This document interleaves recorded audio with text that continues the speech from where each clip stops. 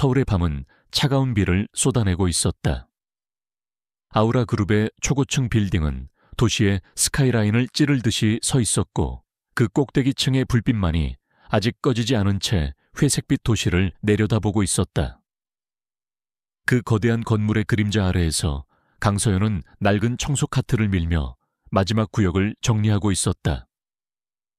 그녀의 숨결은 차가운 공기 속에서 하얗게 흩어졌고 지친 어깨는 청은망은 무거웠다. 그녀의 삶은 이 마철루의 화려함과는 정반대의 궤도에 있었다. 병든 남동생의 병원비와 생활비를 벌기 위해 그녀는 낮에는 카페에서 아르바이트를 하고 밤에는 이곳에서 청소부로 일했다. 꿈을 꿀 시간조차 사치였지만 서연은 결코 좌절하지 않았다. 그녀의 눈빛은 고단함 속에서도 결코 빛을 잃지 않는 단단한 심지를 품고 있었다. 그 순간 건물의 전용 엘리베이터가 1층 로비에 도착하며 조용한 정적을 깼다. 문이 열리고 한 남자가 걸어 나왔다. 칠흑 같은 어둠을 닮은 맞춤 정장 얼음처럼 차가운 표정, 그리고 주변의 모든 것을 압도하는 권위적인 아우라. 아우라 그룹의 총수 권지혁이었다. 그는 마치 감정이라는 것이 존재하지 않는 사람처럼 보였고 그의 눈은 오직 목표만을 향해 움직이는 맹수와 같았다. 서연은 무심코 고개를 숙였다. 그와 그녀 사이에는 보이지 않는 거대한 벽이 존재했다.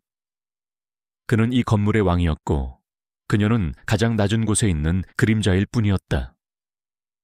지혁은 그녀를 인식조차 하지 못한 채 곧장 회전문을 향해 걸어갔다.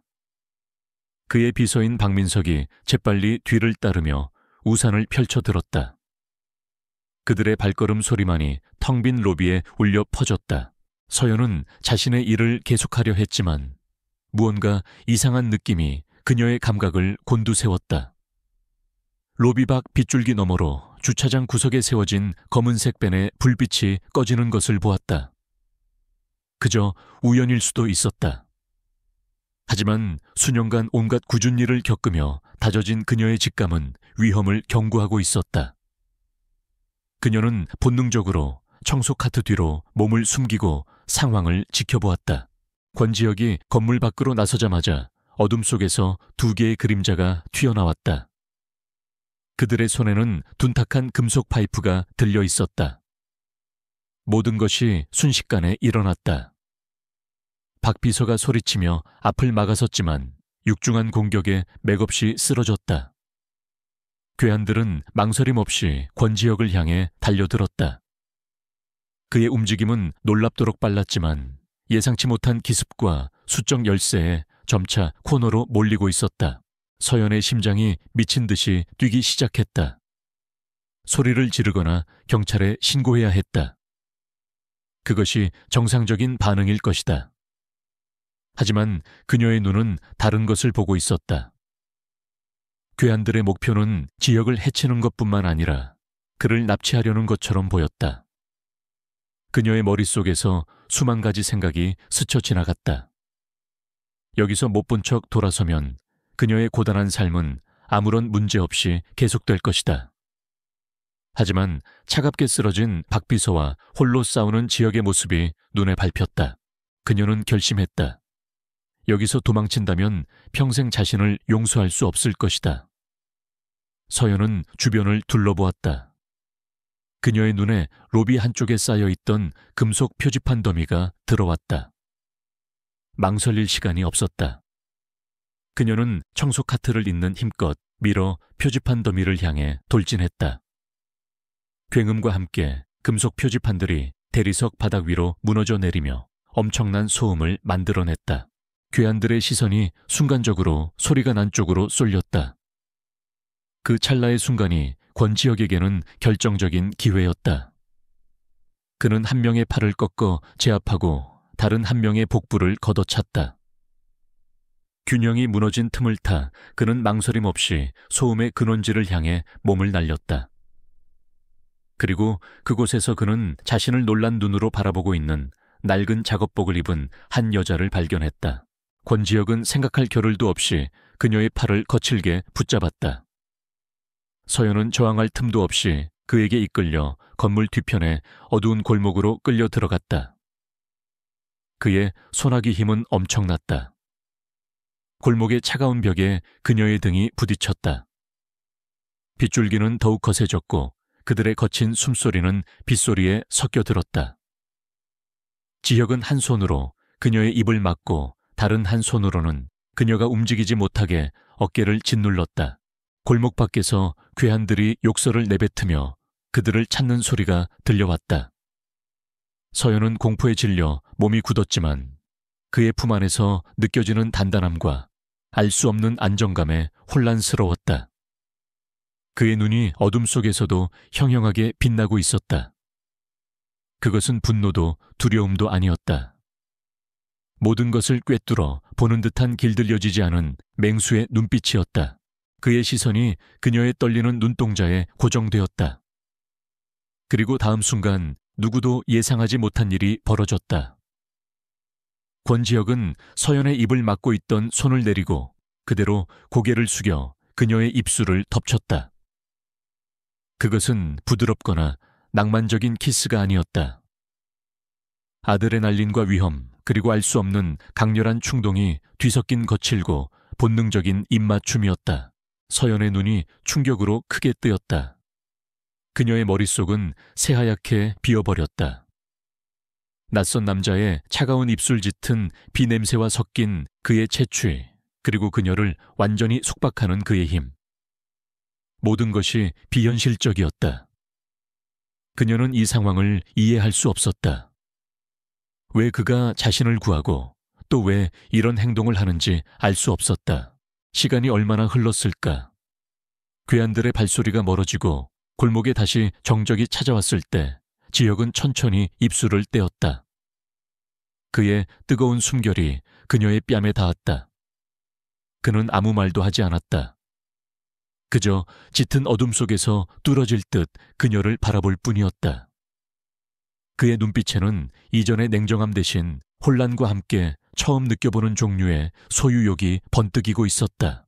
그는 서연의 얼굴을 자신의 기억 속에 각인하려는 듯 잠시 더 응시했다. 그녀의 젖은 머리카락 겁에 질렸지만 굴복하지 않는 눈동자, 그리고 방금 자신이 탐했던 붉어진 입술까지. 그는 이 여자를 이 순간을 결코 잊지 못할 것임을 직감했다. 잠시 후 그는 아무 일도 없었다는 듯 몸을 돌려 빗속으로 걸어 나갔다. 고맙다는 말도 미안하다는 말도 없었다. 서연은 차가운 벽에 기댄 채 한동안 움직일 수 없었다. 다리에 힘이 풀려 주저앉을 뻔했다. 입술에는 여전히 그의 감촉이 생생하게 남아 있었다. 단순한 사고였을까 아니면 혼란 속에서 벌어진 실수였을까. 하지만 그의 마지막 눈빛은 그 모든 것을 부정하고 있었다. 그것은 사냥감을 발견한 포식자의 눈빛 결코 놓치지 않겠다는 강렬한 의지가 담긴 눈빛이었다. 그녀는 알지 못했다. 오늘 밤의 이 우연한 사건과 충동적인 키스가 그녀의 평범했던 삶을 송두리째 뒤흔들 거대한 폭풍의 시작이었음을. 다음 날 아침 권지혁은 아우라그룹 최상층에 위치한 자신의 집무실에서 도시의 정형을 내려다보고 있었다. 밤새 내린 비는 그쳤지만 그의 머릿속은 여전히 어젯밤의 어둡고 축축한 골목에 머물러 있었다. 거대한 통유리창에 비친 그의 모습은 평소와 다름없이 냉정하고 완벽했지만 그의 내면은 전에 없던 미세한 균열을 일으키고 있었다. 그는 무의식적으로 자신의 입술을 매만졌다. 그 감촉이, 그 순간의 열기가 아직도 생생했다. 그는 평생을 감정이란 불필요한 변수라고 여기며 살아왔다. 모든 것은 분석과 계산, 그리고 통제에 있어야 했다. 하지만 어젯밤의 그 여자 강서연은 그의 모든 원칙을 단 한순간에 무너뜨렸다. 겁에 질려 있었지만 결코 굴복하지 않던 그 눈빛. 예상치 못한 상황에서 기지를 발휘하던 그 대담함. 그리고 그의 충동적인 키스에 저항하지 못하고 떨던 그 연약함까지. 모든 것이 모순적이었고 그래서 더욱 강렬하게 그의 뇌리에 박혔다. 그는 인터컴 버튼을 눌렀다. 목소리는 평소처럼 차가웠지만 그 안에는 미세한 조급함이 섞여 있었다. 박 비서, 지금 당장 내 사무실로 들어와. 잠시 후 이마에 작은 반창고를 붙인 박민석 비서가 조용히 문을 열고 들어섰다. 그는 10년 넘게 권지혁을 보좌해온 충직한 신복이었지만 오늘 아침 그의 상사는 유독 더 이해하기 힘든 존재처럼 느껴졌다. 권지혁은 박 비서를 똑바로 쳐다보며 말했다. 그의 목소리에는 어떤 감정도 실려 있지 않아 오히려 더 위압적이었다. 어젯밤 그 여자 찾아내. 박 비서는 순간 당황했지만 곧 표정을 갈무리했다. 어떤 분을 말씀하시는 겁니까, 회장님? 그는 어젯밤의 혼란 속에서 그 여자의 얼굴을 제대로 기억하지 못했다. 그의 머릿속에는 오직 회장님을 구해야 한다는 생각뿐이었다. 청소부였다. 우리 회사 소속인지 용역업체 소속인지 전부 확인해. 오늘 안으로 내 책상 위에 그녀에 대한 모든 정보를 올려놔. 이름, 나이, 가족관계 사는 곳. 빠짐없이. 지혁의 명령은 단호하고 절대적이었다. 박 비서는 더 이상 묻지 않았다. 그는 그저 고개를 숙이고 알겠습니다, 회장님이라고 대답한 뒤 조용히 사무실을 나섰다. 그의 등 뒤로 권지혁의 싸늘한 시선이 느껴졌다. 한편 그 시각 강서연은 병원의 작은 간이 침대 옆에서 밤을 사운 뒤였다. 창문으로 들어오는 희미한 아침 햇살이 남동생 강민준의 창백한 얼굴을 비추었다. 그녀는 잠든 동생의 이마를 부드럽게 쓸어주었다. 동생의 고른 숨소리를 들을 때만이 그녀가 유일하게 마음의 평화를 얻는 순간이었다. 민주는 그녀의 유일한 가족이자 그녀가 이 힘든 세상을 버텨내는 이유였다. 어젯밤의 일은 마치 현실감 없는 악몽처럼 느껴졌다. 정체불명의 괴한들, 그리고 그 남자 권지혁. 그의 차가운 눈빛과 뜨거웠던 입술이 떠오를 때마다 그녀는 심장이 철렁 내려앉는 것 같았다. 그녀는 고개를 세차게 저으며 그 기억을 떨쳐내려 애썼다. 그건 그녀의 세상과는 아무런 상관이 없는 일이었다. 부자들의 위험한 싸움에 우연히 휘말렸을 뿐이다. 다시는 그와 엮일 일도 엮여서도 안 되었다. 서연은 동생의 병원비를 정산하고 무거운 발걸음으로 병원을 나섰다. 그녀의 어깨를 짓누르는 것은 삶의 무게였다. 그녀에게는 권지혁이라는 남자의 미스터리나 그날 밤의 충동적인 키스를 곱씹을 여유 따위는 없었다. 그녀의 머릿속은 온통 다음 달 병원비와 밀린 월세를 어떻게 해결할지에 대한 걱정으로 가득 차 있었다. 그녀는 다시 일상으로 생존을 위한 치열한 전쟁터로 돌아가야만 했다. 박민석 비서의 움직임은 신속하고 정확했다. 그는 먼저 아우라 그룹의 보안팀을 통해 어젯밤의 모든 CCTV 영상을 확보했다. 화질이 좋지는 않았지만 어둠 속에서 회장님과 함께 사라졌던 여자의 인상착의를 파악하는 데는 충분했다. 그는 즉시 인사팀과 용역관리업체를 통해 그 시간대에 근무했던 모든 여성 직원의 명단을 대조하기 시작했다. 그의 수사망은 거미줄처럼 촘촘하게 펼쳐졌다. 시간이 흐를수록 권지혁의 인내심은 바닥을 드러내고 있었다. 그는 예정되어 있던 중요한 회의를 2개나 취소했고 보고를 하러 들어온 임원들을 날카로운 침묵으로 압박했다. 아우라 그룹 전체에 그의 알 수 없는 분노로 인한 불안한 기운이 감돌았다. 직원들은 모두 숨을 죽인 채 폭풍이 지나가기만을 기다렸다. 아무도 감히 대한민국 재계를 호령하는 젊은 제왕의 심기를 건드릴 엄두를 내지 못했다. 마침내 해가 저물어갈 무렵 박 비서가 굳은 표정으로 회장실 문을 두드렸다. 그의 손에는 얇은 서류 파일 하나가 들려 있었다. 찾았습니다, 회장님. 권지혁은 아무 말 없이 손짓으로 서류를 건네받았다. 그의 시선이 파일의 표지에 박힌 강서연이라는 이름 석재 멎었다.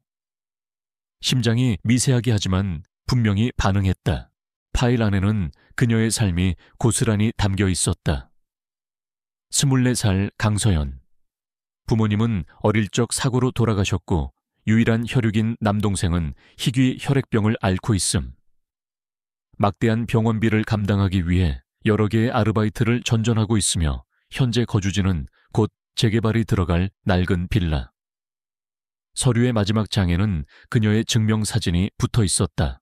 사진 속 그녀는 조금 앳된 모습이었지만 그 눈빛만은 어젯밤 그가 보았던 것과 똑같았다. 가난과 고단함 속에서도 결코 꺾이지 않는 강인하고 맑은 눈빛. 권지혁은 오랫동안 그 사진에서 눈을 떼지 못했다. 박 비서는 그의 상사가 왜 이토록 평범하고 불행한 여자에게 집착하는지 도무지 이해할 수 없었다. 그가 보기에 그녀는 회장님의 세계와는 결코 어울릴 수 없는 사람이었다. 권지혁은 파일을 덮고 나지막이 말했다. 수고했어. 이제 나가봐. 그의 목소리는 다시 평소의 냉정을 되찾아 있었다. 박 비서는 조용히 물러났고 거대한 사무실에는 다시 정적이 흘렀다. 지혁은 자리에서 일어나 창가로 다가갔다. 도시의 불빛들이 별처럼 반짝이고 있었다. 이전에는 그저 그가 지배해야 할 대상으로만 보였던 풍경이었다. 하지만 지금 그의 눈에는 저 수많은 불빛 중 어딘가에 있을 그녀의 모습이 어른거렸다.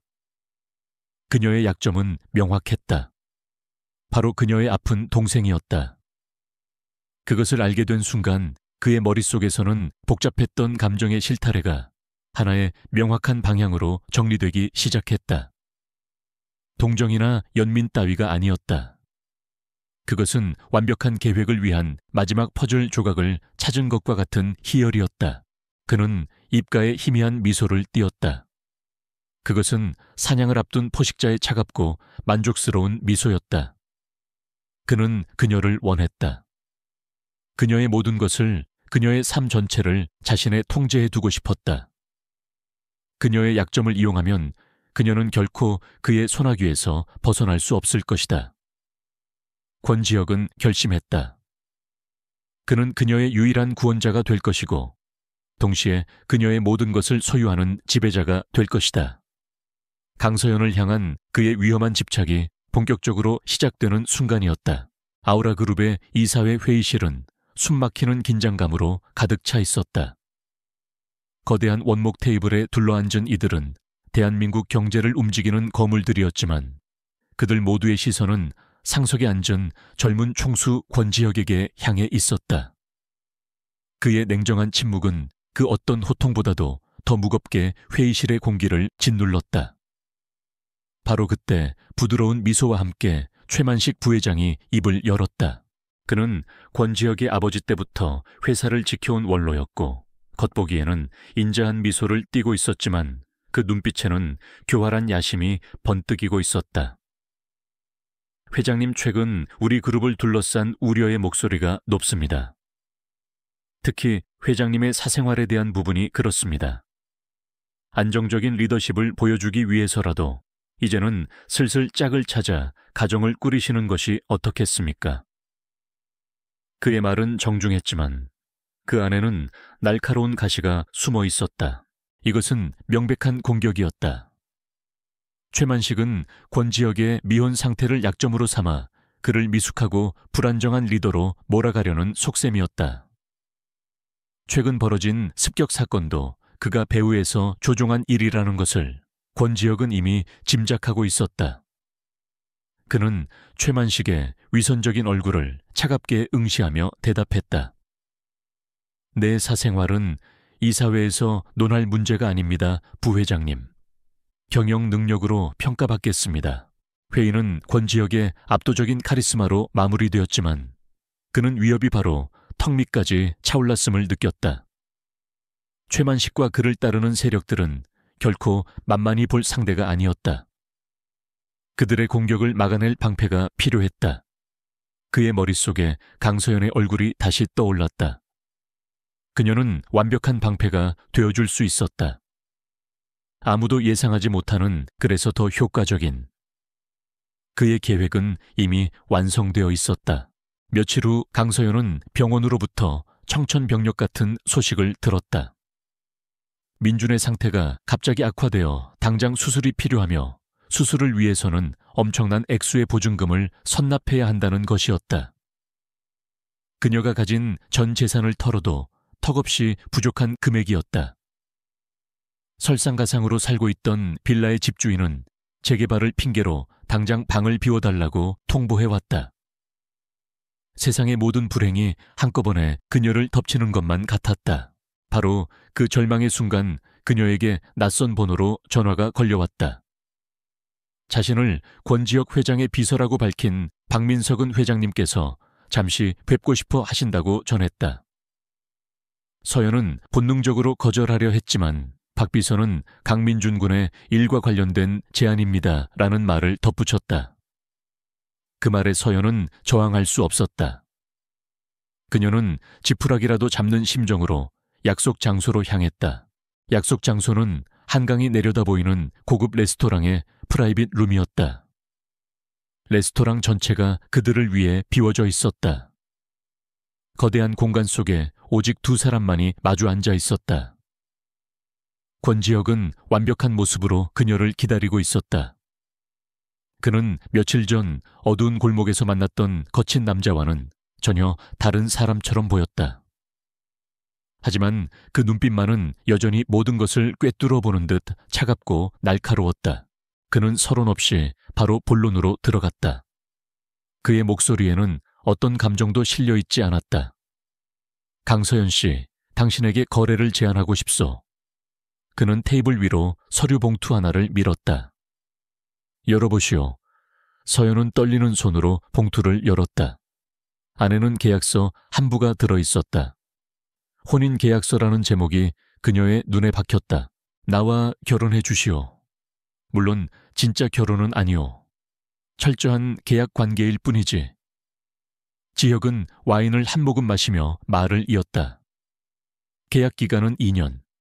그동안 당신은 대외적으로 내 약혼녀이자 아내 역할을 수행해야 하오. 그 대가로 나는 당신 동생의 수술비와 치료비 전액을 지원하겠소. 당신들이 살 최고급 아파트와 충분한 생활비도 제공하지. 계약이 끝나면 위자료도 두둑이 챙겨주겠소. 서연은 자신의 귀를 의심했다. 이 남자는 지금 돈으로 자신을 사겠다고 말하고 있었다. 엄청난 모욕감에 피가 거꾸로 솟는 것 같았다. 그녀는 계약서를 테이블 위로 던지며 소리쳤다. 미쳤군요. 당신이 뭔데 나를 돈으로 사려고 해요. 당신 같은 사람 도움이 없어도 내 동생은 내가 책임져요. 그녀는 당장이라도 자리를 박차고 나가고 싶었다. 하지만 권지혁의 표정은 조금도 변하지 않았다. 그는 오히려 그녀의 반응이 흥미롭다는 듯 입꼬리를 살짝 올렸다. 책임진다고 당신이 하루 종일 아르바이트를 해서 버는 돈으로 당신 동생에게 필요한 건 값싼 동정심이 아니라 세계 최고의 의료진과 최신 치료 기술이요.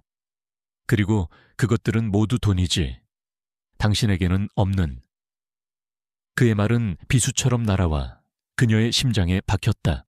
그의 말이 맞았다. 그녀의 자존심과 분노는 아픈 동생의 현실 앞에서는 아무런 힘이 없었다. 그녀의 눈앞에 민준의 창백한 얼굴이 어른거렸다.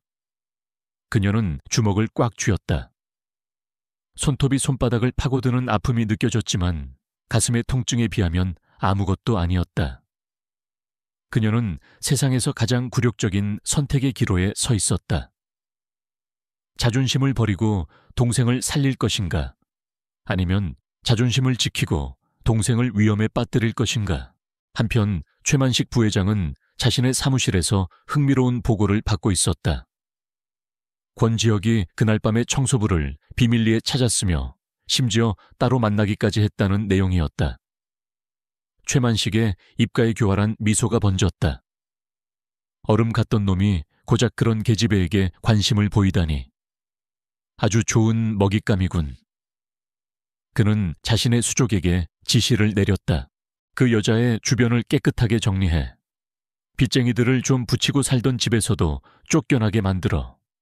스스로 발등에 떨어진 불을 끄기 위해 누구에게 달려갈지 아주 흥미로운 구경거리가 될 게다. 서연에게 닥친 갑작스러운 불행들은 모두 최만식이 뒤에서 조종한 일이었다.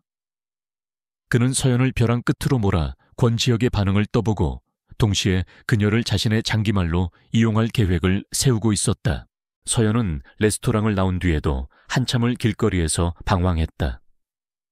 권지혁의 제안이 머릿속을 떠나지 않았다. 그것은 악마의 유혹처럼 달콤하고도 치명적이었다.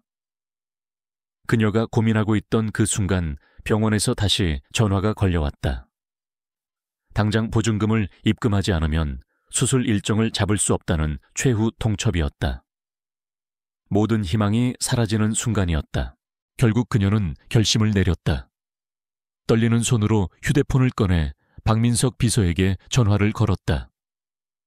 그녀의 목소리는 물에 잠긴 듯 희미하게 떨리고 있었지만 그 안에는 단단한 결의가 담겨 있었다. 계약하겠어요. 회장님의 제안 받아들이겠습니다. 전화를 끄는 서연의 눈에서 뜨거운 눈물이 흘러내렸다. 그것은 슬픔의 눈물이자 자신의 모든 것을 버리고 동생을 선택한 한 여자의 처절한 결의의 눈물이었다. 그녀는 이제 스스로 사자의 굴 속으로 걸어 들어가고 있었다. 강서연이 계약서에 서명한 다음 날 그녀의 삶은 송두리째 뒤바뀌었다. 박민석 비서는 일사천리로 움직였다. 남동생 민주는 즉시 국내 최고의 병원 VIP 병실로 옮겨졌고 세계적인 권위자들이 그의 치료를 위해 소집되었다. 그녀가 살던 낡은 빌라의 보증금은 박 비서가 보낸 사람에 의해 순식간에 정리되었고 그녀는 한강이 내려다 보이는 최고급 주상복합 아파트의 현관문 앞에 서게 되었다. 새로운 집은 그녀가 평생 상상해 본 적 없는 화려함 그 자체였다. 넓은 거실, 최첨단 주방, 그리고 서울의 야경이 한눈에 들어오는 거대한 통유리창까지. 하지만 이 모든 것이 서연에게는 어울리지 않는 옷처럼 불편하게만 느껴졌다. 박 비서는 그녀에게 최고급 브랜드의 옷들로 가득 찬 드레스룸과 함께 앞으로 그녀를 도와줄 전문 스타일리스트와 에티켓 강사를 소개했다. 그녀는 이제부터 강서연이 아닌 권지혁의 약혼녀로 다시 태어나야 했다. 그녀의 첫 번째 시험 때는 권지혁의 가족들과의 저녁 식사 자리였다. 권지혁의 봉화는 성벽처럼 높은 담장으로 둘러싸인 고풍스러운 대저택이었다. 식탁에 앉은 이들은 모두 대한민국 상위 1%에 속하는 사람들이었고 그들의 차가운 시선은 마치 날카로운 칼날처럼 서연에게 꽂혔다. 특히 권지혁의 이복 누나인 권혜진의 눈빛은 노골적인 경멸로 가득 차 있었다. 권혜진은 우아하게 와인잔을 돌리며 입을 열었다. 그녀의 목소리는 꿀처럼 달콤했지만 그 안에는 독이 서려 있었다. 그래서 서연 씨라고 했나요? 우리 지혁이가 어디가 좋아서 이런 신데렐라 놀이에 어울려주는지 모르겠네. 부모님은 어떤 분들이셨어요? 혹시 대단한 가문인데 우리가 모르는 거라도 있나? 그것은 명백한 조롱이자 모욕이었다. 모든 시선이 서연에게 집중되었다. 그녀는 순간 숨이 턱 막혔지만 이내 마음을 다잡았다. 여기서 무너지면 앞으로의 2년은 지옥이 될 것이다. 그녀는 허리를 꼿꼿이 세우고 권혜진을 똑바로 쳐다보며 대답했다. 돌아가신 저희 부모님께서는 특별한 분들은 아니셨습니다.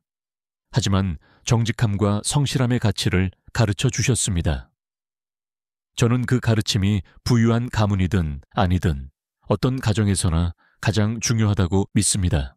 그녀의 대답에 식탁에는 순간 정적이 흘렀다. 당당하고 차분한 그녀의 태도에 권혜진은 더 이상 말을 잇지 못하고 입술을 깨물었다. 권지혁은 말없이 이 모든 상황을 지켜보고 있었다.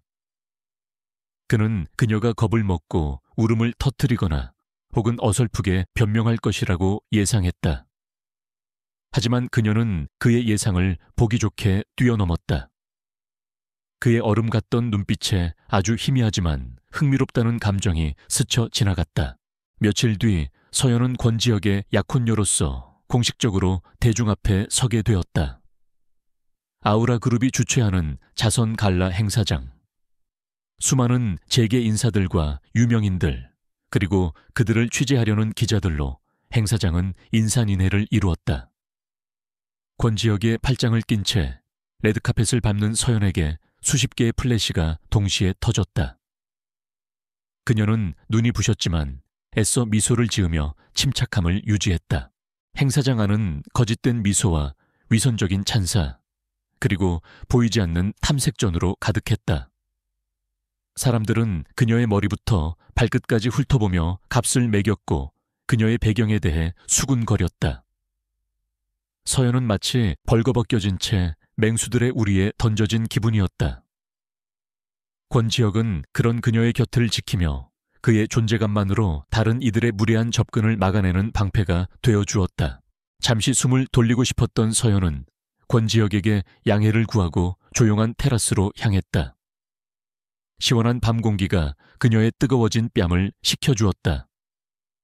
바로 그때 그녀는 테라스 구석에서 들려오는 낮은 목소리를 들었다. 최만식 부회장이었다. 그는 어떤 중년 남자와 함께 서서 은밀한 대화를 나누고 있었다.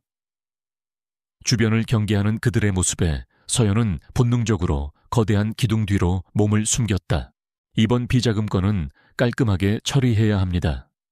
싱가포르에 있는 페이퍼 컴퍼니를 통해서 자금 세탁을 마치면 아무도 추적하지 못할 겁니다. 최 부회장의 목소리가 들려왔다. 상대방 남자가 걱정스럽게 물었다. 하지만 권 회장이 눈치채면 어떡합니까? 그놈은 보통이 아닙니다. 최 부회장은 비웃으며 대답했다. 걱정 마시오. 지금 그놈은 저기 저 근본도 없는 계집애에게 정신이 팔려 있으니 지금이 바로 적기란 말이지. 서연의 심장이 쿵쾅거리기 시작했다. 이것은 명백한 불법 자금 조성에 대한 대화였다. 그녀는 망설였다. 모른 척 돌아서는 것이 가장 안전한 길이었다. 하지만 최만식의 비열한 웃음소리를 듣는 순간 그녀의 안에서 무언가 뜨거운 것이 치밀어 올랐다. 그는 자신을 모욕했을 뿐만 아니라 권지혁의 뒤에서 칼을 꽂으려 하고 있었다. 비록 계약 관계일 뿐이지만 이대로 넘어갈 수는 없었다. 그녀는 떨리는 손으로 클러치백에서 휴대폰을 꺼냈다. 권지혁이 비상시에 사용하라며 쥐어준 것이었다. 그녀는 조심스럽게 녹음 기능을 활성화하고 휴대폰을 기둥 틈새로 살짝 내밀었다. 심장이 터질 것 같았지만 그녀의 손은 조금도 흔들리지 않았다. 대화의 일부였지만 비자금 페이퍼 컴퍼니, 싱가포르와 같은 핵심 단어들이 선명하게 녹음되었다. 잠시 후 두 남자가 자리를 뜨자 서연은 안도의 한숨을 내쉬며 벽에 기댔다. 그녀의 손에는 이제 위험한 무기가 들려 있었다. 이것을 어떻게 사용해야 할까? 그녀는 다시 행사장으로 돌아갔지만 사람들의 웃음소리와 음악소리는 더 이상 그녀의 귀에 들리지 않았다. 그녀의 머릿속은 온통 방금 녹음한 대화 내용으로 가득 차 있었다. 그날 밤 텅 빈 아파트로 돌아온 서연은 오랫동안 잠을 이루지 못했다. 그녀는 녹음된 파일을 수십 번이고 다시 들었다. 이것을 권지혁에게 넘겨야 할까? 그를 완전히 신뢰할 수 있을까? 하지만 한 가지는 분명했다. 최만식은 그와 그녀의 공동의 적이었다. 이 계약 관계에서 살아남고 또 그를 이용해 동생을 지키기 위해서는 자신도 이제 게임의 플레이어가 되어야만 했다. 깊은 고민 끝에 그녀는 결정을 내렸다. 그녀는 권지혁에게 녹음 파일을 첨부한 익명의 이메일을 보냈다. 이메일에는 단 한 줄의 메시지만이 적혀 있었다. 당신의 등 뒤를 조심하십시오. 이것은 그녀가 사자의 세계에 던지는 첫 번째 출사표였다. 그녀는 더 이상 보호받기만 하는 연약한 존재가 아니었다. 그녀는 이제 자신의 방식으로 이 위험한 게임에 참여하기 시작한 것이다. 권지혁은 자신의 집무실에서 밤늦도록 같은 음성 파일을 반복해서 듣고 있었다. 익명으로 도착한 이메일이었지만 그는 발신인이 누구인지 단번에 알 수 있었다. 강서연. 낡은 작업복을 입고 겁에 질려있던 하지만 결코 굴복하지 않던 그 눈빛의 여자. 그녀가 이런 대담한 행동을 할 것이라고는 전혀 예상하지 못했다. 이것은 단순한 생존 본능을 넘어선 명백한 지성과 용기의 증거였다. 그는 박민석 비서에게 이메일의 출처를 추적하라고 지시했지만 그것은 형식적인 절차일 뿐이었다. 그의 머릿속은 이미 새로운 계산으로 복잡하게 돌아가고 있었다. 그는 처음에 강서연을 그저 외부의 공격을 막아낼 방패로만 생각했다. 하지만 그녀는 방패가 아니었다. 잘만 다듬으면 적의 심장을 꿰뚫을 수 있는 날카로운 검이 될 수도 있었다. 그의 입가에 다시 한번 드물게 나타나는 미소가 떠올랐다. 다음 날 권지혁은 강서연을 자신의 서재로 불렀다. 그곳은 그의 집무실보다 훨씬 더 개인적이고 비밀스러운 공간이었다. 그는 그녀가 들어오자마자 녹음 파일을 재생했다. 최만식의 목소리가 서재의 묵직한 공기 속으로 울려 퍼졌다. 서연은 애써 태연한 척했지만 미세하게 떨리는 손끝을 감출 수는 없었다. 이걸 보낸 게 당신이지. 지혁은 묻는 것이 아니라 사실을 확인하듯 말했다. 서연은 잠시 침묵하다가 고개를 끄덕였다. 왜 나게 보냈소? 그냥 모른 척할 수도 있었을 텐데. 그의 날카로운 시선이 그녀의 의도를 파헤치려는 듯 깊숙이 파고들었다. 서연은 그의 눈을 피하지 않고 대답했다.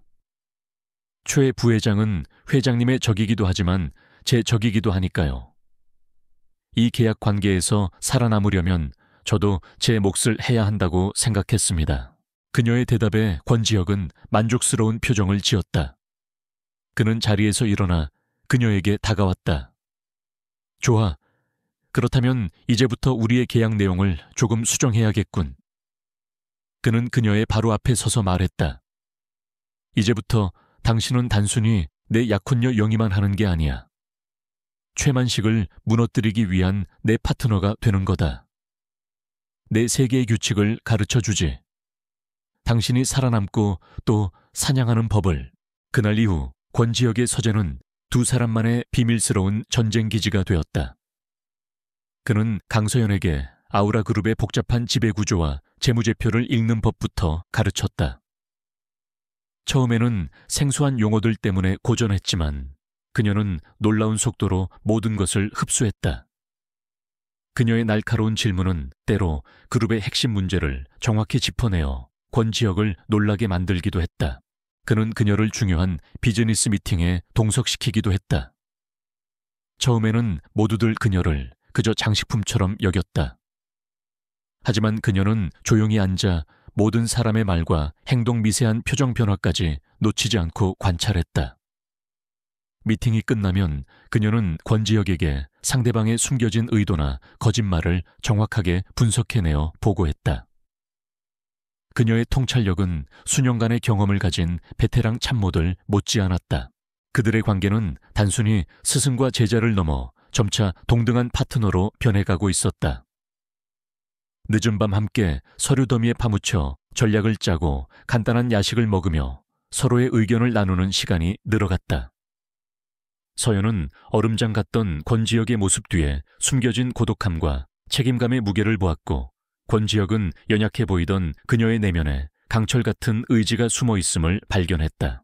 어느 날 밤 권지혁은 최만식의 비자금 흐름에 대한 결정적인 단서를 잡았다. 자금 세탁은 아우라 건설이라는 자회사를 통해 이루어지고 있었고 핵심 증거인 이중 장부는 자회사 재무팀장의 사무실 금고에 보관되어 있었다. 전문가를 고용해서 빼내야겠군. 지혁이 말했을 때 서연이 그를 막아섰다. 아니요, 제가 하겠어요. 권지혁의 얼굴이 굳어졌다. 무슨 소리요? 위험해. 하지만 서연은 흔들리지 않았다. 저는 그 건물의 구조와 야간 경비 시스템의 허점을 누구보다 잘 알아요. 청소부로 일했던 경험이 있으니까요. 외부 전문가보다 제가 더 성공 확률이 높습니다. 그녀는 자신이 직접 세운 침투 계획을 막힘없이 설명했다. 그녀의 계획은 너무나 치밀하고 대담해서 권지혁조차 반박할 말을 찾지 못했다. 작전은 사흘 뒤 밤에 실행되었다. 서연은 다시 낡은 청소부 작업복을 입었다. 어색할 것이라는 예상과 달리 그녀는 오히려 익숙함에 마음이 편안해지는 것을 느꼈다. 권지혁은 건물 밖의 차량에서 박 비서와 함께 모든 상황을 모니터링하며 초소형 이어피스를 통해 그녀에게 지시를 내렸다. 그의 목소리는 평소보다 더 낮고 긴장되어 있었다. 서연은 능숙하게 건물의 CCTV 사각지대를 이용해 재무팀장의 사무실 앞에 도착했다. 미리 입수한 마스터키로 문을 열고 안으로 들어서는데 성공했다. 문제는 금고였다. 그녀가 준비해온 소형 해킹 장치를 연결하자 권지혁이 원격으로 비밀번호 해제를 시도했다. 시간이 흐를수록 초조함이 더해졌다. 바로 그때 복도에서 순찰 경비의 발소리가 들려왔다. 강서연 거기 있나? 당장 나와. 이어피스를 통해 지혁의 다급한 목소리가 들려왔다. 서연은 숨을 죽인 채 책상 밑으로 몸을 숨겼다. 발소리는 점점 가까워졌고 마침내 사무실 문 앞에서 멈췄다. 서연은 눈을 질끈 감았다. 하지만 문은 열리지 않았고 발소리는 잠시 머뭇거리다 이내 멀어졌다. 그 순간 딸깍 하는 소리와 함께 금고문이 열렸다. 서연은 재빨리 장부를 꺼내 핵심적인 페이지들을 휴대폰으로 촬영했다. 모든 것을 원래대로 되돌려 놓고 사무실을 빠져나온 그녀는 약속된 비상구로 향했다. 문을 열자마자 강한 힘이 그녀의 팔을 잡아 끌었다. 권지혁이었다. 그는 그녀를 자신의 차 안으로 밀어넣고는 거칠게 문을 닫았다. 차가 출발하고 나서야 그는 아무 말 없이 그녀를 바라보았다. 그의 눈에는 안도감과 함께 전에는 본 적 없는 뜨거운 분노와 걱정이 뒤섞여 있었다. 그는 손을 뻗어 그녀의 뺨에 묻은 먼지를 조심스럽게 닦아주었다. 그의 손길에 서연은 저도 모르게 숨을 멈췄다. 딱딱한 계약으로 시작된 관계였지만 방금 목숨을 건 작전을 함께 치르면서 두 사람 사이에는 그 어떤 말로도 설명할 수 없는 강한 유대감이 생겨나고 있었다. 먹잇감이었던 그녀는 이제 완벽한 사냥꾼으로 거듭나고 있었다. 최만식 부회장은 자신의 사무실에서 분노로 이성을 잃기 직전이었다. 아우라 건설의 내부 감사팀으로부터 비자금 장부의 일부가 외부로 유출된 정황이 있다는 긴급 보고를 받은 직후였다. 범인은 잡히지 않았지만 그는 이 모든 일의 배후에 권지혁이 있다는 것을 직감했다. 애송이라고만 생각했던 조카가 이제 자신의 목을 향해 칼을 겨누고 있었다. 그는 더 이상 방어만 하고 있을 수 없다고 판단했다. 그는 자신의 수족을 불러 지시했다.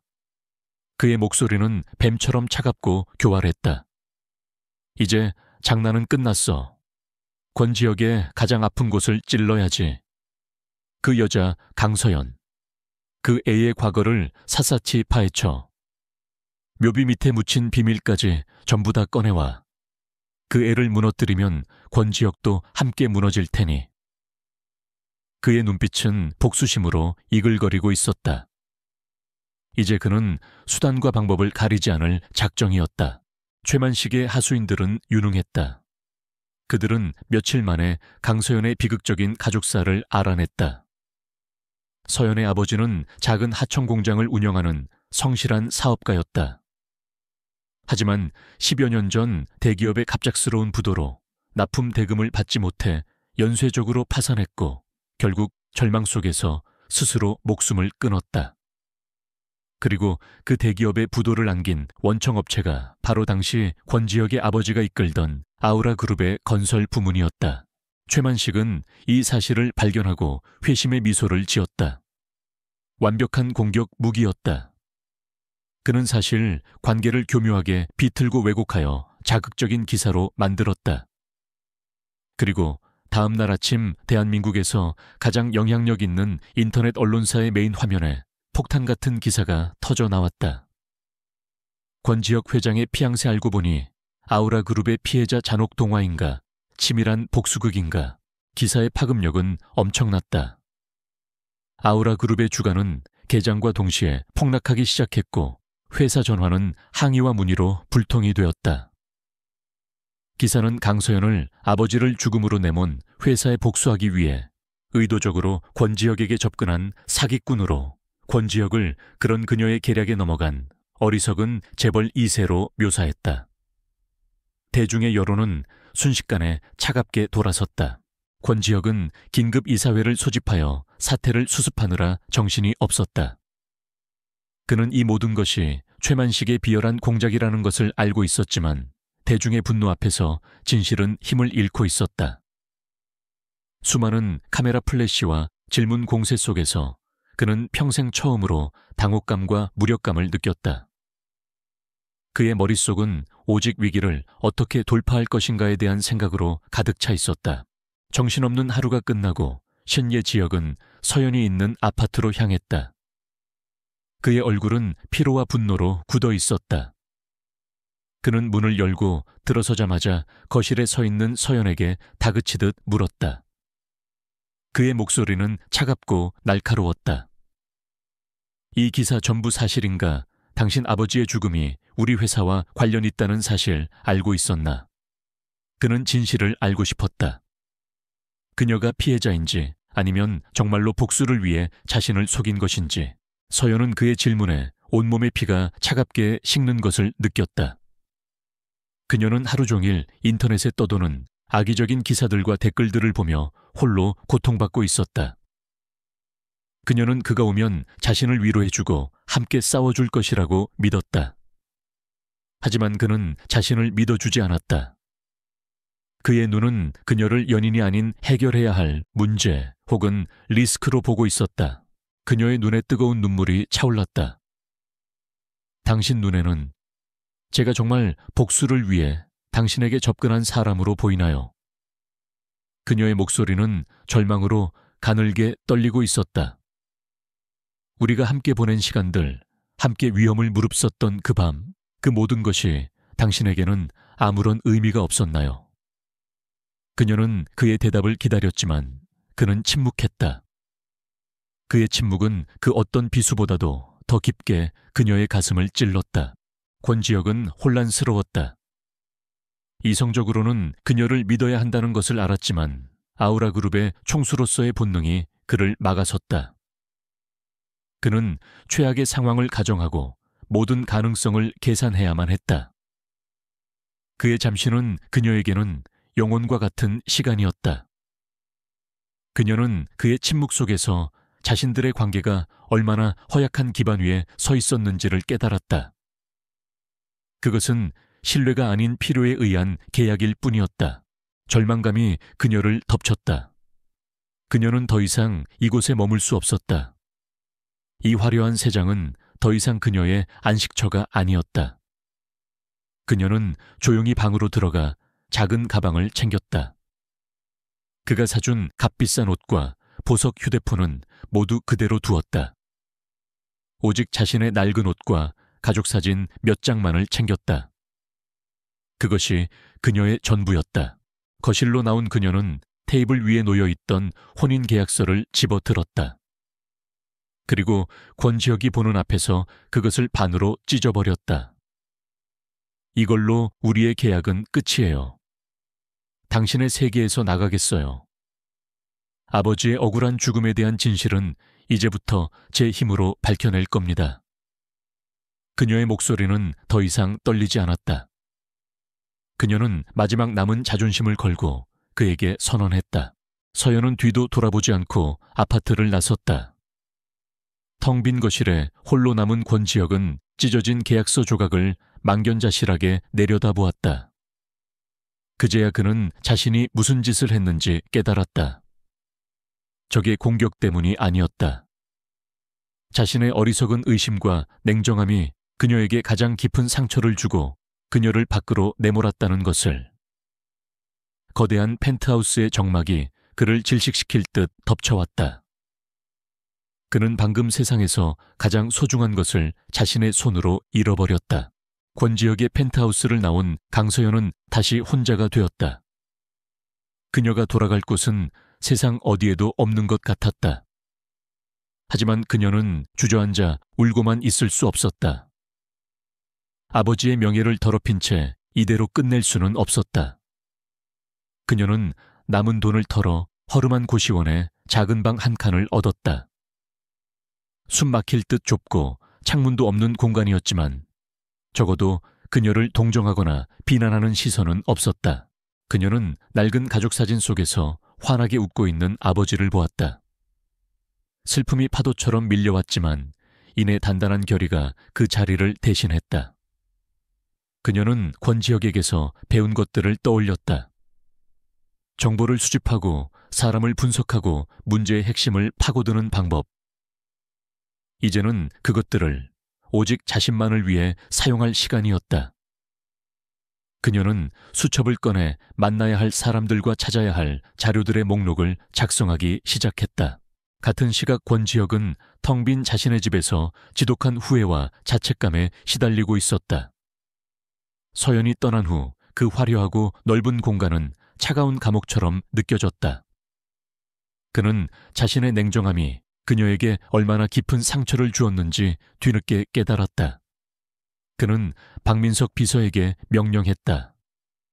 그의 목소리는 잠겨 있었지만 그 안에는 강철 같은 의지가 담겨 있었다. 10년 전 미래 신도시 프로젝트 관련 자료 전부 가져와. 먼지 한 톨까지 샅샅이 뒤져. 이것은 더 이상 회사를 위한 일이 아니었다. 오직 그녀를 위한 그의 개인적인 속죄였다. 서연의 조사는 밑바닥부터 시작되었다. 그녀는 아버지가 운영하던 공장이 있던 이제는 폐허가 된 공단 지역으로 향했다. 그곳에서 그녀는 수소문 끝에 당시 공장의 경비원으로 일했던 할아버지를 만날 수 있었다. 그는 서연의 아버지를 아주 좋은 사람으로 기억하고 있었고 그가 믿고 따르던 몇몇 직원들의 연락처를 그녀에게 알려주었다. 서연은 그들을 하나하나 찾아다니며 당시의 상황에 대한 조각난 기억들을 모으기 시작했다. 권지혁의 조사는 막대한 자본과 권력을 동원하여 위에서부터 진행되었다. 그는 아우라그룹의 비밀기록 보관소에 틀어박혀 수십 명의 전문 분석가들과 함께 산더미 같은 서류 더미와 씨름했다. 시간이 흐를수록 공식적인 보고서 뒤에 숨겨진 의문점들이 드러나기 시작했다. 결제, 서류와 실제 지출 내역이 맞지 않았고 중요한 보고서에는 당시 해외 출장 중이었던 임원의 서명이 위조되어 있었다. 거대한 사기극의 윤곽이 서서히 드러나고 있었다. 두 사람의 조사는 서로 다른 길을 가고 있었지만 놀랍게도 하나의 이름으로 수렴되고 있었다. 최만식. 당시 그는 미래 신도시 프로젝트를 현장에서 지휘하던 젊고 야심만만한 팀장이었다.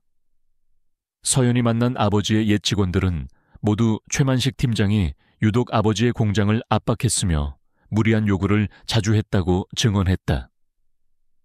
권지혁의 팀은 최만식이 프로젝트 자금을 횡령하기 위해 의도적으로 하청업체를 부도냈다는 심증을 굳히고 있었다.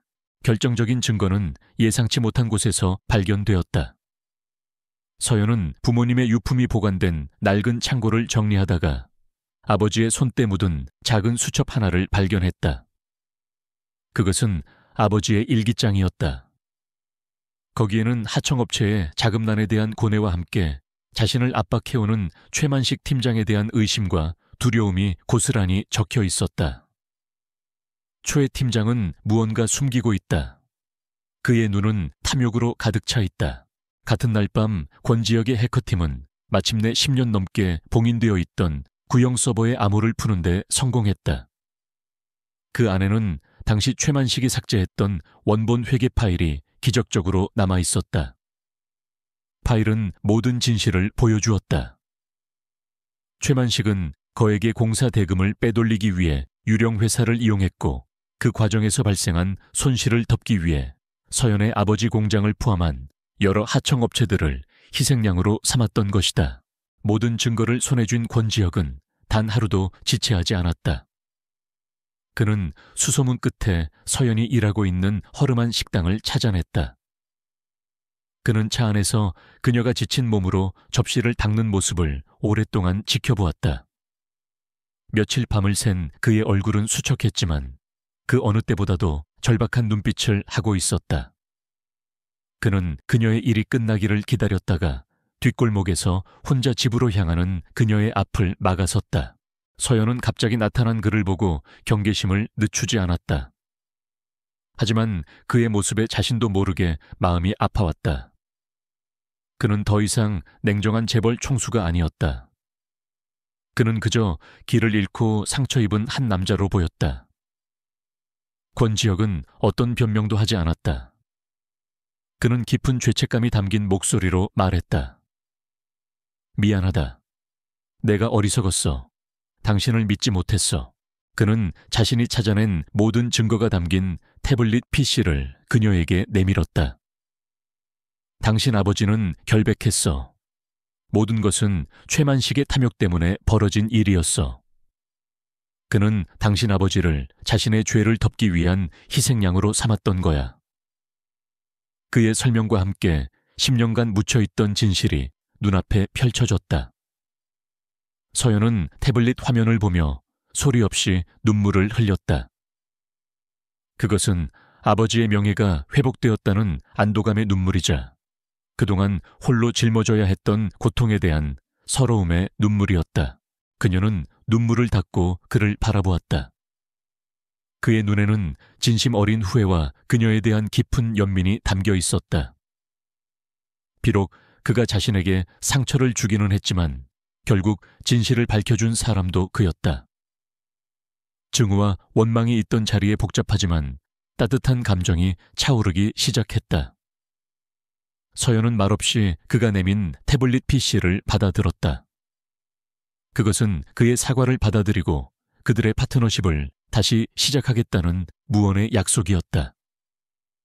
굳게 닫혔던 용서의 문이 열리는 순간 그들의 관계는 이전보다 훨씬 더 단단하게 재건되고 있었다. 강서연의 용서를 얻은 권지혁은 더 이상 망설이지 않았다.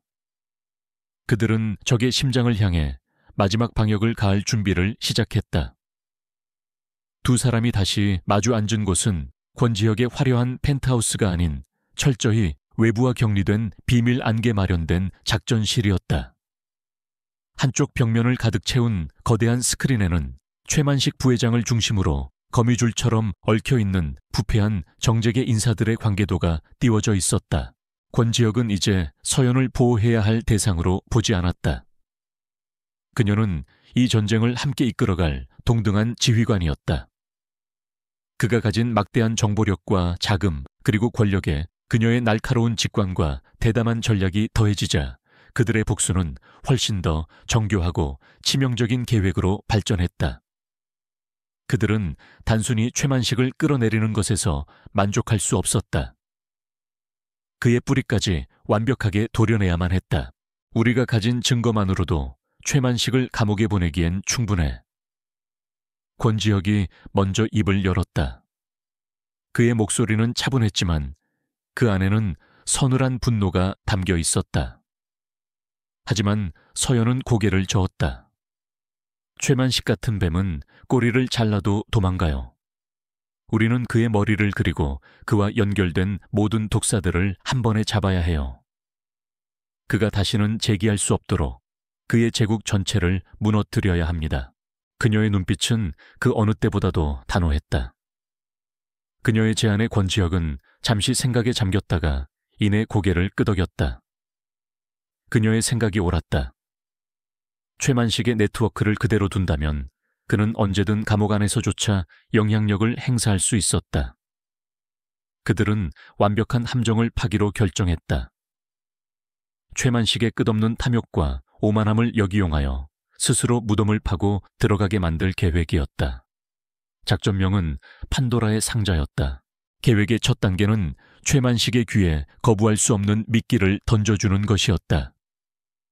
그들은 정부가 극비리에 추진 중인 해외 자원개발 사업과 연계된 유령 회사를 만들었다. 서류상으로 이 회사는 엄청난 수익을 보장하는 황금알을 낳는 거위처럼 보였다. 권지혁의 팀은 완벽한 사업 계획서와 재무 자료를 조작하여 이 미끼를 최만식에게 전달할 중간 다리를 물색하기 시작했다. 그 역할은 서연이 맡았다.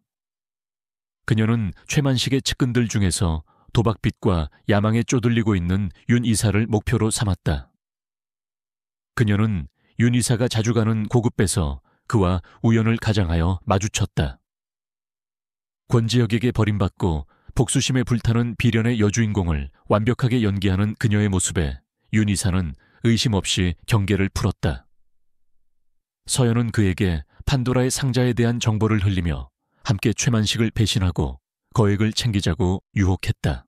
서연이 미끼를 던지는 동안 권지혁과 박민석 비서는 함정의 기술적인 부분을 완성해 나가고 있었다. 그들은 유령 회사의 자금 흐름을 추적하고 모든 거래 내역을 기록할 수 있는 비밀 서버를 구축했다. 동시에 권지혁은 극비리의 금융범죄수사팀의 팀장과 접촉했다. 그는 지금까지 수집한 증거의 일부를 건네며 결정적인 순간에 법의 심판이 신속하게 이루어질 수 있도록 협조를 구했다. 모든 준비는 완벽했다.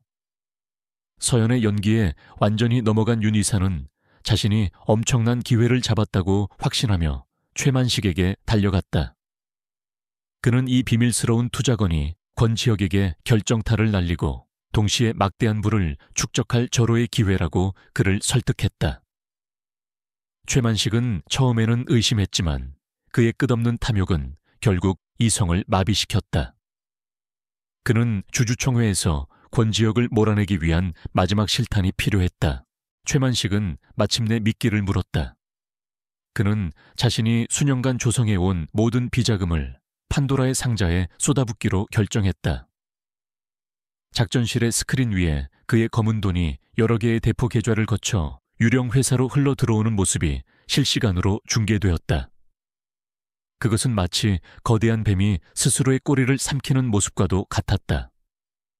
최만식의 네트워크에 속한 모든 인물들이 돈을 옮기기 위해 움직였고 그들의 모든 범죄 행각은 고스란히 기록되고 있었다. 마침내 마지막 자금 이체가 완료되었다. 이제 최만식의 모든 불법 자산은 권지혁의 통제에 들어왔다. 그는 완벽하게 함정에 빠진 것이다. 아우라 그룹의 운명을 결정할 정기 주주총회는 이제 이틀 앞으로 다가와 있었다. 모든 복수의 무대는 완벽하게 준비되었다. 같은 시각 최만식은 자신의 사무실에서 최고급 위스키 잔을 들고 있었다. 그는 자신의 승리를 의심치 않았다. 막대한 자금을 확보했고 권지혁은 스캔들로 인해 리더십에 큰 타격을 입었다. 그는 곧 아우라 그룹의 새로운 주인이 될 것이었다. 그는 자신의 완벽한 계획과 지략에 스스로 감탄하며 만족스러운 미소를 지었다. 작전실에서 이 모든 상황을 지켜보던 권지혁과 강서연은 말없이 서로를 바라보았다. 길고 길었던 싸움의 끝이 보이고 있었다. 권지혁이 나지막이 입을 열었다. 그의 목소리는 차갑고 단호했다. 이제 게임은 끝났어. 그의 선언과 함께 파멸을 눈앞에 둔 악당의 오만한 미소가 화면 가득 클로즈업 되었다. 최후의 결전이 임박해 있었다. 아우라 그룹의 정기 주주총회가 열리는 날, 본사 건물은 이른 아침부터 수백 명의 취재진과 주주들로 북새통을 이루었다. 대한민국의 모든 언론이 아우라 그룹의 운명을, 건 경영권 분쟁을 생중계하기 위해 모여들었다. 회의장 내의 공기는 보이지 않는 압력으로 팽팽하게 당겨져 작은 불씨 하나만 튀어도 모든 것을 삼켜버릴 듯한 폭풍전야의 긴장감이 감돌았다. 최만식 부회장은 개선 장군처럼 위풍당당하게 회의장으로 들어섰다. 그의 양옆으로는 그를 따르는 이사들이 호위하듯 뒤따랐다. 그는 자신에게 쏟아지는 스포트라이트를 즐기며 주주들에게 여유로운 미소를 지어 보였다. 그의 머릿속에는 이미 모든 시나리오가 완성되어 있었다. 오늘 그는 권지혁을 끌어내리고 아우라 그룹의 새로운 왕좌에 오를 것이었다. 그의 오만함은 하늘을 찌를 듯했다. 반면 권지혁은 극도로 차분한 모습이었다. 그는 박민석 비서와 함께 조용히 회의장에 입장하여 자신의 자리에 앉았다. 그의 시선은 잠시 객석 한쪽을 향했다. 그곳에는 평범한 주주의 모습으로 위장한 강서연이 조용히 앉아 있었다. 그녀의 존재만으로도 그는 천군만마를 얻은 듯 든든했다. 두 사람은 눈빛만으로 서로에게 마지막 결의를 전했다. 회의가 시작되고 몇 가지 형식적인 안건이 처리된 후 마침내 운명의 시간이 왔다. 최만식 부회장이 의장에게 발언권을 요청하며 자리에서 일어났다. 모든 소음이 멎고 회의장 안의 모든 시선이 그에게 집중되었다. 그는 비통한 표정을 지으며 준비된 연설을 시작했다. 그의 목소리는 연기처럼 부드러웠지만 그 내용은 칼처럼 날카로웠다. 존경하는 주주 여러분, 저는 참담한 심정으로 이 자리에 섰습니다. 지금 아우라 그룹은 창립 이래 최대의 위기에 봉착해 있습니다. 현 경영진의 독단적인 운영과 회장 개인의 부도덕한 스캔들로 인해 우리 그룹의 명예는 땅에 떨어졌습니다. 이런 불안정한 리더에게 우리 그룹의 미래를 맡길 수는 없습니다. 그의 선동적인 연설에 장내 곳곳에서 동조하는 목소리가 터져 나왔다. 그는 권지혁 회장에 대한 불신임안을 긴급 안건으로 상정했다. 모든 것이 최만식의 계획대로 흘러가는 듯했다. 권지혁이 이대로 무너질 것이라고 모두가 예상하던 바로 그 순간 권지혁이 조용히 자리에서 일어나 연단으로 향했다. 회의장 안에는 다시 한번 무거운 침묵이 흘렀다. 그는 최만식을 잠시 바라본 뒤 주주들을 향해 고개를 숙였다. 그리고는 모두의 예상을 깨는 말로 입을 열었다. 최만식 부회장님의 우려에 깊이 공감합니다. 아우라 그룹은 오늘 이 자리에서 새로 태어나야 합니다. 그의 말과 함께 연단 뒤에 거대한 스크린이 켜졌다. 가장 먼저 화면에 나타난 것은 10여 년 전의 낡은 서류들과 강서연의 아버지 사진이었다. 권지혁의 낮고 엄숙한 목소리가 회의장에 울려 퍼졌다. 저는 이 자리를 빌려 과거 아우라 그룹의 잘못된 경영 활동으로 인해 억울하게 희생되신 고 강태준 사장님과 그 유족분들께 깊은 사죄의 말씀을 드립니다. 그는 최만식이 저지른 과거의 비리를, 그리고 그것이 어떻게 서연의 가족을 파괴했는지를 명백히 밝혔다. 장내는 순식간에 충격으로 술렁였다. 최만식의 얼굴이 하얗게 질리기 시작했다. 하지만 이것은 시작에 불과했다. 다음 화면에는 권지혁 자신이 습격당하던 날 밤의 CCTV 영상과 함께 공격을 사주하는 최만식의 목소리가 담긴 녹음 파일이 재생되었다. 그의 비열한 민낯이 만천에 드러나는 순간이었다. 주주들의 술렁임은 이제 경악과 분노로 변해가고 있었다. 그리고 마침내 마지막 결정타가 터져 나왔다. 스크린에는 판도라의 상자 작전의 결과가 실시간으로 펼쳐졌다. 최만식의 모든 비자금이 유령 회사로 흘러들어간 경로와 그와 공무원 이사들의 이름이 붉은색으로 점등되었다. 그것은 한편의 완벽한 기업 범죄 다큐멘터리였다. 더 이상 어떤 변명도 통하지 않을 빼도 박도 못할 증거였다. 이건 전부 조작이야 저놈이 나를 함정에 빠뜨린 거라고 최만식은 이성을 잃고 고함을 질렀다. 바로 그때였다. 회의장의 모든 문이 동시에 열리며 날카로운 구두 소리와 함께 금융범죄수사팀의 검사와 수사관들이 들이닥쳤다. 그들의 등장은 이 잔혹한 연극의 마지막을 알리는 신호탄이었다. 수사팀장이 회의장을 가로질러 최만식의 앞에 섰다. 그는 차가운 목소리로 체포영장을 내밀며 말했다. 최만식 씨 특정 경제범죄 가중처벌법상 횡령 및 주가조작, 살인교사 혐의로 당신을 긴급 체포합니다. 수갑이 채워지는 철컥 소리가 마이크를 통해 회의장 전체에 울려 퍼졌다. 최만식과 그의 공범들은 수많은 카메라 플래시 세례 속에서 힘없이 끌려 나갔다. 한 시대의 악인이 몰락하는 순간이었다. 모든 혼란이 끝나고 권지혁은 다시 연단에 섰다. 그는 흔들림 없는 목소리로 아우라 그룹의 새로운 비전을 선포했다. 투명 경영, 윤리 경영, 그리고 사회적 책임을 다하는 기업으로 거듭날 것을 약속했다. 그의 진심 어린 연설에 주주들은 뜨거운 기립박수로 화답했다. 위기는 완벽하게 정리되었고 그는 모두의 신뢰를 받는 진정한 리더로 다시 태어났다. 회의가 모두 끝나고 텅 비어버린 회의장. 권지혁은 무대에서 내려와 객석에 홀로 앉아있는 서연에게로 걸어갔다.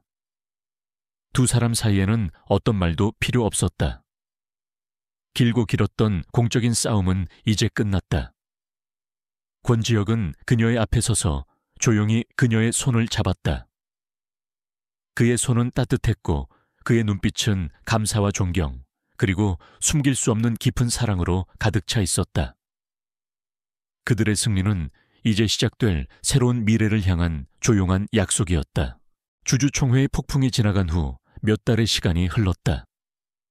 아우라 그룹은 권지혁의 강력한 리더십 아래 빠르게 안정을 되찾고 새로운 부흥기를 맞이하고 있었다. 최만식의 부패한 세력이 제거된 자리는 능력 있고 젊은 인재들로 채워졌고 회사의 분위기는 이전보다 훨씬 더 활기차고 투명해졌다. 직원들은 더 이상 얼음장 같던 총수를 두려워하지 않았다. 그의 얼굴에는 종종 희미한 미소가 떠올랐고 그 변화의 중심에는 항상 강서연이 있었다. 그녀는 공식적인 직책을 맡지는 않았지만 권지혁의 가장 신뢰받는 파트너이자 조언자로서 그의 곁을 지켰다.